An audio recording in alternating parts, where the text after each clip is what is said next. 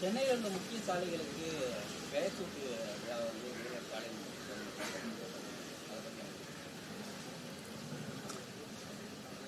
அழிச்சுக்க என்ன வெள்ளத்தில் சொல்ற. இந்த கடற்கரை கிழக்கு கடற்கரை சாலை இருக்குல்ல, அது உண்மையான பேர் என்ன தெரியுமா? ராஜராஜன் பெருவீதி. வரலாற்றுல பேரு ராஜராஜன் பெருவீதி. அதுக்கு ஐயா வச்ச பேர் என்ன தெரியுமா? ராஜீவ் காந்தி சாலை.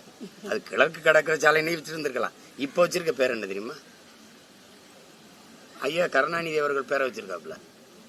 எங்க ஊர்ல வந்து தம்பி 80 வயசு 85 வயசு போனா என்ன கேட்டாலும் கொடுக்க ஆரம்பிச்சிரும். சாராயம் கேட்டா கொடுப்போம், கறி சாப்பிட்டா கேட்டாலும் கொடுப்போம், மீன் கருவாடி எது கேட்டாலும் கொடுப்போம். ஏன்னா எங்க அப்பா தாத்தா எல்லாம் சொல்லுவோம், பெரியவங்களாம் விடுப்பான்னு ஒரு 4-5 சந்தைக்கு இருப்பாப்ல.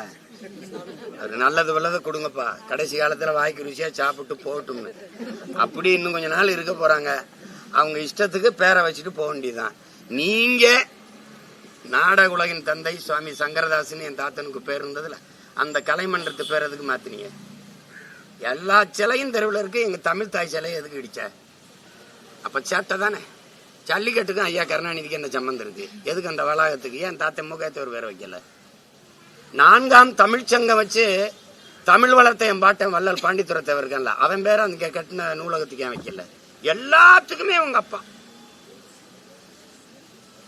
அப்ப என்ன நினைக்க தோணுது? சரி வச்சு அழகு பார்த்துட்டு போங்க. மொட்டை அடிக்கிறதுக்கு முன்னாடி நல்லா சீவி பூ வச்சு ஒரு பொட்டு வச்சு போடுவான். 1/2 மணி நேரத்துல மொட்டை அடிக்க போறோம், அதனால நல்லா நல்லா ஒரு போட்டோ கூட எடுத்துக்கடாடே. அது அந்த கதை தான் அது. அதனால ரசிச்சுக்க. இது எத்தனை நாளைக்கு இருக்கும்? நீங்க வச்சுட்டு போனா நான் வந்து மாத்துவேன் தம்பி, நான் வந்து மாத்துவேன். இப்ப நான் சொன்னல இந்த பேரெல்லாம் வைப்பேன். அந்த ஜல்லிக்கட்டு வளாகம் சரி கட்டிட்டாங்க, நம்ம காசு தான் போடுறா.